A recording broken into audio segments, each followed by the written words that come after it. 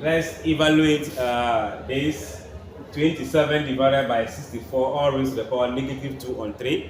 The first thing to do is to eliminate the negative sign there by finding the reciprocal of the base.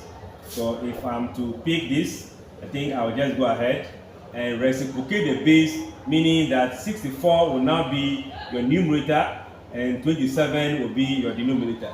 The negative is gone, you're left with 2 on what? 3 as the power. The next is to try and see whether you find a number multiplying itself 3 times to give you 64 and 27 respectively. And I think 4 exponent 3 give me 64 and 3 exponent 3 also give me what? 27. Still with the power of what? This. Then we know that it's the power being the same, we can bring the power out from here.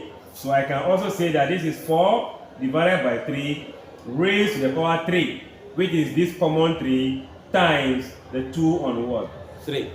So as you can see, this will cancel this. Your answer will just be 4 on 3 now raised to the power what? 2. Because the 3 and 3 will cancel in here.